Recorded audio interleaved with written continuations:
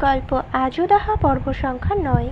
Peking ইউনিভার্সিটির ক্লাসরুমে আজকের সন্ধ্যাটা এক ভিন্ন আবহ বয়ে এনেছে। পরীক্ষার সুবাদে ভার্সিটি বন্ধ, তবে ভার্সিটিতেই কোচিং ক্লাস শুরু করা হয়েছে। প্রফেসর চিং ঝাং আজ জীববিজ্ঞানের এক অদ্ভুত রহস্যময় অধ্যায় নিয়ে আলোচনা করছেন। ড্রাগন নামের কিংবদন্তি প্রাণী। শীতল বাতাসের স্পর্শে শিক্ষার্থীরা ড্রাগনের ইতিহাসে হারিয়ে যাচ্ছে। তাদের কল্পনার পটে ভেসে উঠছে ভয়ঙ্কর কিন্তু একই সাথে মোহময় এক সত্তা। প্রফেসর তার গম্ভীর কণ্ঠে ব্যাখ্যা করতে শুরু করলেন। ড্রাগন মহাকালের বুকে লিপিবদ্ধ এক প্রাচীন রহস্য। ইতিহাস বলছে ড্রাগনরা ছিল এক বিশালাকার মনস্টার। 20 ফুটেরও বেশি দীর্ঘ, শক্তিশালী পাখা আর অগ্নি নিক্ষেপের ক্ষমতা ছিল তাদের বিশেষত্ব। তাদের আঁশ ছিল যেমন ধাতব শক্ত, তেমনই অলংকৃত। প্রতিটি আঁশে সূর্যের আলো প্রতিফলিত হয়ে এক ভয়ঙ্কর সুন্দর বর্ণালী তৈরি করত।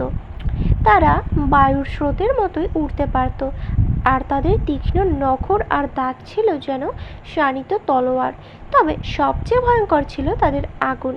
একবার কোনো শিকারকে লক্ষ্য করলে সেই আগুন তার আত্মাকেও পুড়িয়ে ফেলত। ফিওনা ক্লাসে বসে তার চোখ প্রফেসর দিকে থাকলেও মন ড্রাগনের ভয়ালো ছায়ায় ঢেকে যাচ্ছে। তার মনের গহীনে এক ভয় জাগ্রত হয়। এমন এক প্রাণী যদি বাস্তবে সামনে এসে দাঁড়ায়, তাহলে কি তার সাহস থাকবে মুখোমুখি দাঁড়ানোর? ফিওনার চিন্তায় ভেসে আসে এক চিত্র। ড্রাগন বিশাল ডানা মেলে তার সামনে দাঁড়িয়ে আছে, আগুনের ফুলকি ছড়াচ্ছে চারিদিকে। ফিওনা নিজেই সেই আগুনে দগ্ধ হতে বসেছে। তার সারা শরীরে ভয় এক প্রবল কম্পন এনে দিচ্ছে। তার মনে প্রশ্ন জাগে, এই ড্রাগনরা নিশ্চয়ই মানুষ খেয়ে ফেলে। যদি আমি কখনো এমন কোনো মনস্টারের সামনে পড়ি, নিশ্চিতভাবে হার্ট অ্যাটাক করে মারাই যাব। তার কল্পনা এক মুহূর্তের জন্য তাকে বাস্তবের মাটিতে ফিরিয়ে আনে। ড্রাগনরা কেন বিলুপ্ত হলো? প্রফেসরের প্রশ্ন ফিওনাকে বাস্তবতায় ফিরিয়ে আনে। প্রফেসরের গম্ভীরভাবে উত্তর দেন, অনেকে বলে ড্রাগনরা মানুষের লোভ আর ক্ষমতার চাপে হারিয়ে গিয়েছে। কিছু বিজ্ঞানী বিশ্বাস করেন তাদের শক্তি এতটাই প্রবল ছিল যে তাদের বাঁচিয়ে রাখা মানুষের জন্য বিপজ্জনক হয়ে দাঁড়িয়েছিল। তবে প্রকৃতপক্ষে ড্রাগনদের বিলুপ্তির কারণ আজও রহস্যের আড়ালে ঢাকা।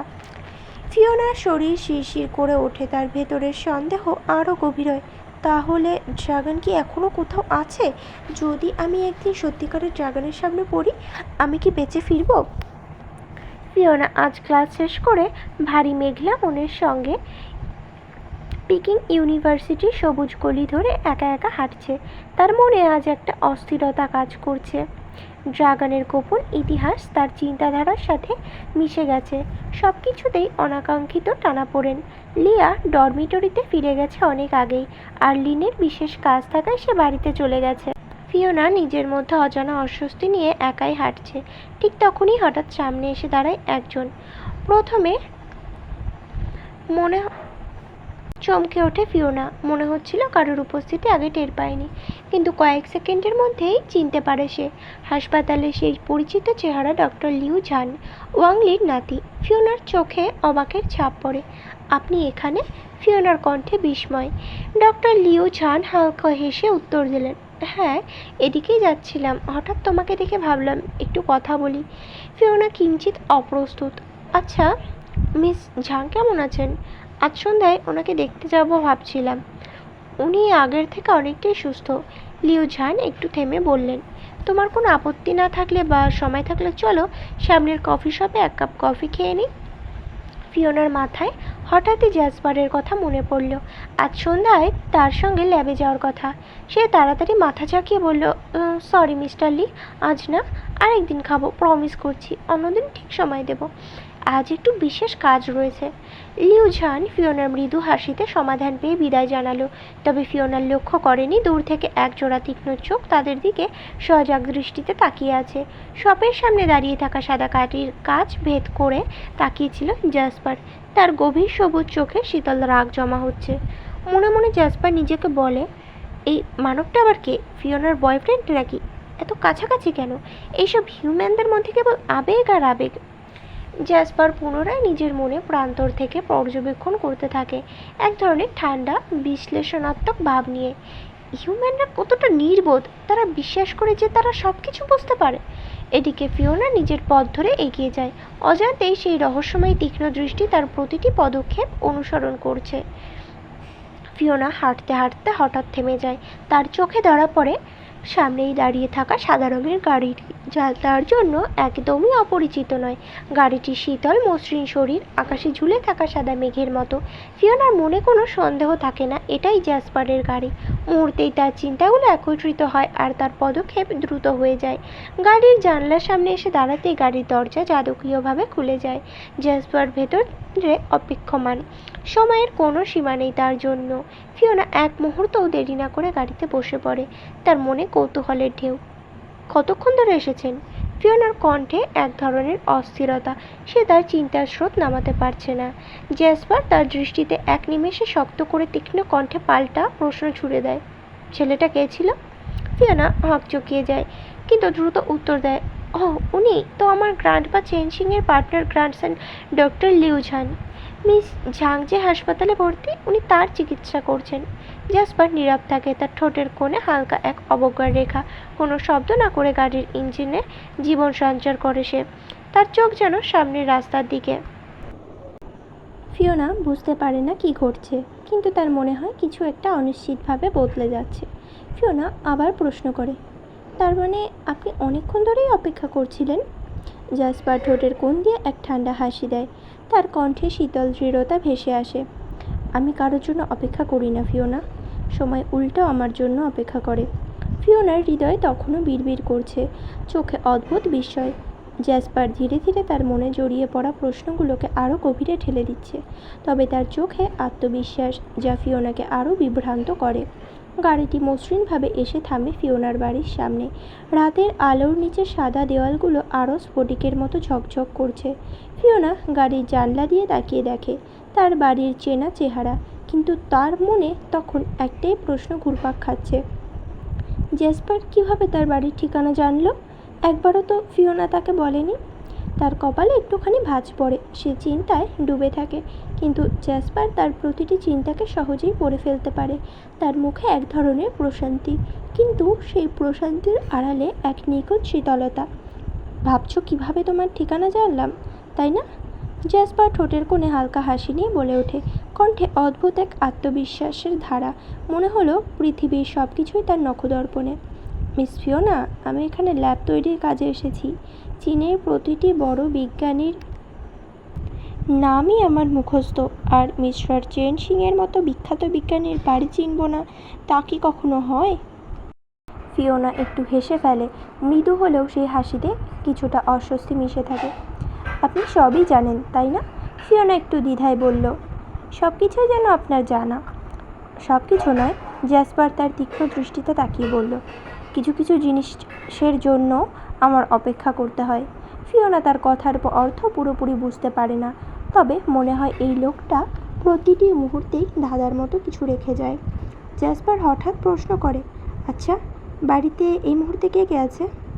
জ্যাসপার তার দিকে এক পলক তাকিয়ে আছে, সে উত্তরটি আগে থেকেই জানে।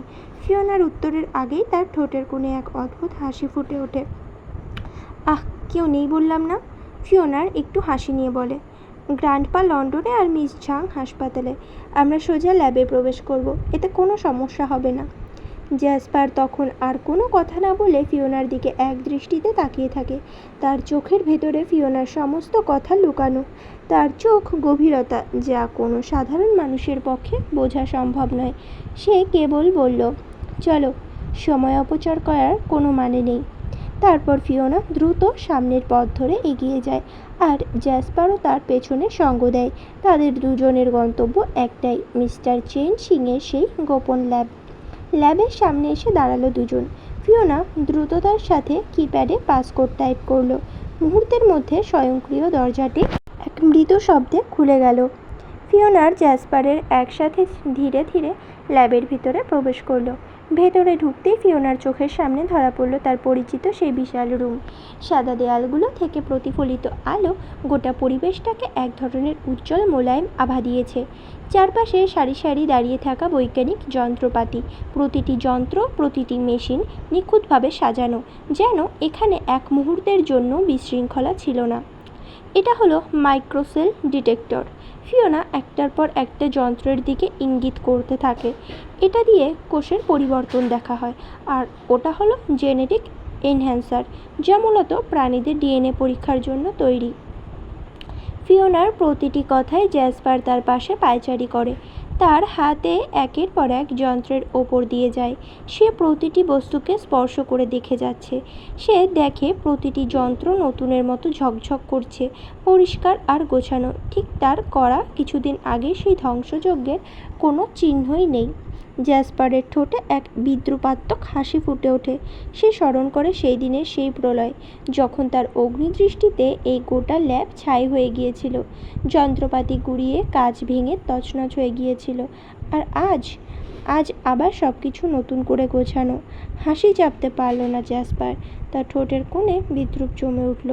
সব কিছুই কেমন পরিষ্কার, সুন্দরভাবে সাজানো হয়েছে। তার কণ্ঠে হালকা তাচ্ছিল্য আভাস। এই ল্যাব তো সেদিন কিয়ৎক্ষণের মধ্যেই তছনছ হয়ে গিয়েছিল, এখন একদম নতুন। খুব দক্ষতা দেখিয়েছে তারা।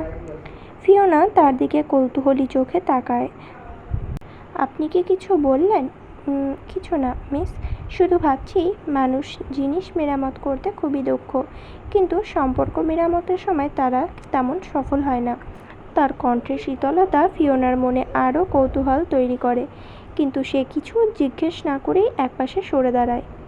জ্যাসপার চারপাশটা আবার একবার ভালো করে পর্যবেক্ষণ করে। তার চোখ চকচক করে ওঠে ল্যাবের নিখুঁত বিন্যাস দেখে। আমার ল্যাবটাও ঠিক এমনভাবেই তৈরি করব। মিস্টার চেন সিংয়ের রুচি খুবই উন্নত, এরকম প্রশংসার সুরে বলে উঠল জ্যাসপার। ফিওনা তার দিকে এক নজর তাকিয়ে বলে, হ্যাঁ, গ্র্যান্ডপা সত্যি খুব খুঁতখুঁতে। প্রতিটি ছোট বিষয়েও তার অগাধ মনোযোগ। এবার তার দৃষ্টি পড়ে পাশের সেই গোপন কক্ষের দরজার দিকে। সেটি সেখানেই আছে, ঠিক তার পেছনে জমে থাকা রহস্যের বাতাস। দৃষ্টির ইঙ্গিত বুঝতে পেরে জ্যাসপার পায়চারি করতে করতে দরজাটার কাছে এসে দাঁড়ায়। হালকা গম্ভীর কণ্ঠে বলে, আচ্ছা ফিওনা, এটা কিসের রুম? ফিওনার কণ্ঠ একটু কম্পিত হয়ে যায়। এটা সিক্রেট রুম। এখানে গ্র্যান্ডপা আর ওয়াংলি কোনো এক গোপন প্রকল্পের কাজ করছে। এখানে কেউই প্রবেশ করতে পারে না বিশেষ অনুমতি ছাড়া। জ্যাসপার কিছুক্ষণ চুপ করে দাঁড়িয়ে থাকে। মুখে এক অদ্ভুত হাসির ছায়া খেলে যায়। সে এরই মধ্যে একটা চিন্তা ভেবেছে, তাহলে তো আমার ল্যাবেও এমন একটা সিক্রেট রুম তৈরি করতে হবে। এই ধারণাটা বেশ আকর্ষণীয়। জ্যাসপার এবার নিজের চোয়াল শক্ত করে বলে উঠল, আচ্ছা চলো এই রুমে প্রবেশ করি, দেখা যাক এখানে কি কি রাখা আছে।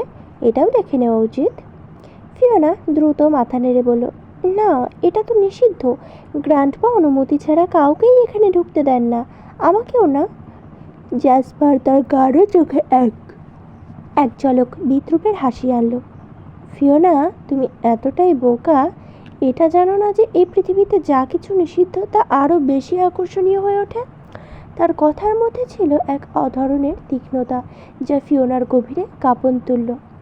ফিওনা একটু থেমে নিঃশ্বাস নিয়ে জ্যাসপারের দিকে ফিরে বলল, আমি এই রুমের পাসকোড জানি না। তার কণ্ঠে হতাশা ছিল। সে নিজেই এই অজানা দ্বারে পৌঁছে হতাশা হয়েছিল পূর্বে। জ্যাসপার তার দিকে এক দৃষ্টিতে তাকিয়ে রইল। ফিওনার মনের গভীর কথা সে পড়ে ফেলেছে। তার ভ্রু একটু কুঁচকে গেল, তবে সেটা কিছুটা বিদ্রুপের মিশ্রণ। তুমি চাইলেও গ্র্যান্ডপা তোমাকে এই রুমে ঢোকার অনুমতি দেয়নি? সে শান্ত গলায় প্রশ্ন করল। ফিওনা একটু ইতস্তত করে বলল, হ্যাঁ, মাঝে মাঝে এই রুম থেকেও অদ্ভুত শব্দ আসে। আমার মনে হয়েছে ওখানে কিছু আছে, কিন্তু গ্র্যান্ডপা আমায় কখনো বলেনি। আমারও ইচ্ছা হয় ভিতরে কি লুকিয়ে আছে তা দেখার। জ্যাসপারের ঠোঁট সেই বিদ্রুপের হাসিটা আরও গভীর হয়ে উঠল। অদ্ভুত শব্দ বলছো? হয়তো কিছু এমন লুকিয়ে আছে যা তোমার কল্পনার বাইরে, অথবা এমন কিছু যা সত্যি ভয়ঙ্কর। তার গলার স্বরে একটা অন্ধকার শিহরণ ছিল, যা ফিওনার মেরুদণ্ড দিয়ে বয়ে গেল। সায়েন্টিস্টরা সবসময় কিছু না কিছু লুকিয়ে রাখে ফিওনা, বিশেষত সেটা যখন বিপজ্জনক। জ্যাসপার এবার দরজার প্যানেলের দিকে তাকিয়ে নিজের চোয়াল শক্ত করল। তবে মনে হচ্ছে এটা জানার সময় হয়ে গেছে। ফিওনার মনে ভয় মিশ্রিত কৌতূহল দানা বাঁধল। জ্যাসপার ফিওনার দিকে একরকম অবিশ্বাসের দৃষ্টিতে তাকিয়ে থাকে। তার গভীর চোখ দুটোতে সন্দেহের আভা। মেইন দরজার পাসকোড জানো আর এটা জানো না? কিভাবে সম্ভব ফিওনা? তার কণ্ঠে অবিশ্বাস স্পষ্ট। ফিওনা একটু পিছিয়ে গিয়ে মাথা নিচু করে বলল, আমি সত্যি জানি না। গ্র্যান্ডপা কখনো এই রুমের পাসওয়ার্ড আমাকে বলেনি। জ্যাসপারের ঠোঁটের কোণে বিদ্রূপের ছাপ ফুটে ওঠে। তার চোখে মৃদু অস্বস্তি। সে কিছুতেই বিশ্বাস করতে পারছে না যে ফিওনা এমন গুরুত্বপূর্ণ তথ্য জানে না। কিন্তু তার চোখ দুটো হঠাৎ চকচক করে ওঠে। সে কোনো কৌশল বের করে ফেলেছে। এটা তো বায়োমেট্রিক পদ্ধতি। তোমার আঙুল রাখো ডিসপ্লেতে। ফিওনা চোখ বড় বড় হয়ে যায়। না না, সে দ্রুত বলল, পেছনে সরে এসে। গ্র্যান্ডপার কাছে এটা সিক্রেট অ্যালার্ট থাকতে পারে। যদি আমার আঙুলের ছোঁয়া পড়ে, সিগন্যাল সরাসরি তার কাছে চলে যেতে পারে। আমি জানি না তিনি কি ব্যবস্থা রেখেছেন। জ্যাসপারের মুখের হাসি মিলিয়ে যায়। তার ভ্রু কুঁচকে যায়। এক ধরনের ধৈর্যহীনতা তার চোখে ফুটে ওঠে। তুমি কি সত্যি এতটা বোকা, নাকি বোকা বানাচ্ছ আমাকে? তুমি কি জানো না এই রুমের মধ্যে কী ধরনের তথ্য লুকানো থাকতে পারে? ফিওনা বুকের মধ্যে শিরশির উত্তেজনা ভর করে, কিন্তু সে দ্বিধায় ভুগছে। আমি আমি জানি না মিস্টার জ্যাসপার। গ্র্যান্ডপা আমাকে নিষেধ করেছেন। আমি তার বিশ্বাস ভাঙতে চাই না। জ্যাসপার এবার এক পা সামনে গিয়ে এসে ধীরে ধীরে তার মুখের কাছে গিয়ে বলে, বিশ্বাস? এই পৃথিবীতে একটাই নিয়ম কাজ করে ফিওনা, আর তা হলো ক্ষমতা। তুমি যদি দুর্বল হও তাহলে কেউ তোমাকে বিশ্বাস করবে না, আর যদি শক্তিশালী হও তাহলে কাউকে বিশ্বাস করতে হবে না। এখন তুমি যা করছো তা হচ্ছে তোমার দুর্বলতা দেখানো। ফিওনা স্তব্ধ হয়ে দাঁড়িয়ে থাকে। তার মনের ভেতর এক ধরনের উত্তেজনার তীব্রতা বেড়ে যায়। ফিওনার নীরবতা দেখে জ্যাসপারের চোয়াল তীব্রভাবে শক্ত হয়ে উঠল, আর ভেতরে জমে থাকা ক্রোধ এখন আর সামলানো যাচ্ছে না। তার তীক্ষ্ণ অলিভ গ্রিন চোখের চারপাশ রক্তিম আভায় আচ্ছন্ন। সেই চোখের গভীরে তাণ্ডবের আগুন ঝলসে উঠছে।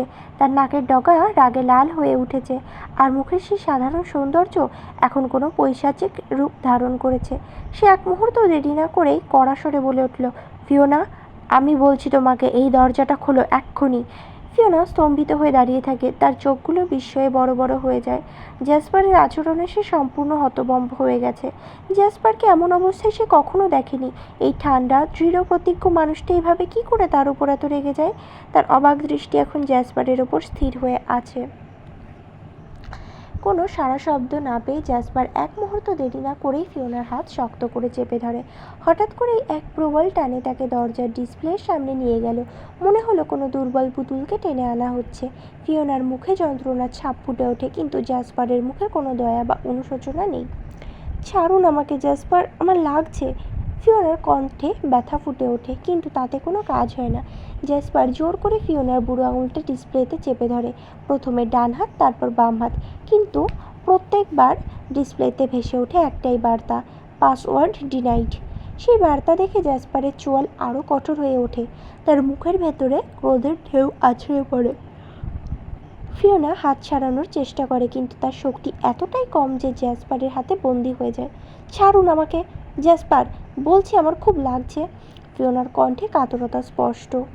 জ্যাসপার থেমে যায়। তার অগ্নিদৃষ্টিতে তাকায় ফিওনার দিকে। তার চোখের চারপাশে রক্তাভ আলো জ্বলছে, আর সে ক্রোধে এতটাই তীব্র হয়ে উঠেছে যে তার সামনে মানুষকেও যেন গিলে ফেলতে পারে। কিছুক্ষণ চুপ করে দাঁড়িয়ে থেকে জ্যাসপার ধীরে ধীরে ফিওনার হাত ছেড়ে দিল, কিন্তু তার মুখের সেই রাগ আর ভেতরের উত্তেজনা এখনও স্পষ্ট। ফিওনা তার হাতটা ধরে একটু দূরে সরে গেল। তার হৃদয় দ্রুত বেগে ধুকপুক করছে। জ্যাসপারের এই অচেনা রূপ তাকে স্তব্ধ করে দিয়েছে। ফিওনার কণ্ঠ রাগে কাঁপছিল। তীক্ষ্ণতায় ভরা প্রশ্ন তার ঠোঁট থেকে ঝরল, আপনার সাহস কিভাবে হয় আমার সাথে এমন ব্যবহার করার? আপনার আসল উদ্দেশ্য কি? কে আপনি? জ্যাসপারের ঠোঁটে এক বিদ্রূপের হাসি ফুটে উঠল। তার চোখে একরকম দম্ভ ঝলসে উঠছে। বোকা মানবী, সে মৃদু হেসে বলে উঠল, তুমি সত্যিই বুঝতে পারছো না তাই না? আমি বুঝেছি তোমার সাথে এভাবে কিছু হবে না, তবে তোমার হাতিয়ার হিসাবে ব্যবহার করতেই হবে। তার কণ্ঠে শীতলতা ফুটে উঠল। এক অজানা শক্তির ছায়া ফিওনার চারপাশে নামতে শুরু করেছে। জ্যাসপার ধীরে ধীরে এগিয়ে এলো। তার চোখে এক অদ্ভুত দৃষ্টির ছায়া। তার আগে তোমাকে আমার আসল পরিচয়টা দিয়ে দিই, দেখবে আমার আসল রূপ। তার কণ্ঠে ছিল হুমকি। তুমি কি ঠিক থাকতে পারবে? যদি নিজের ভালো চাও তাহলে এখনই বলো সিক্রেট রুমের দরজায় কেমিক্যাল প্রতিরোধ করার উপায় কী?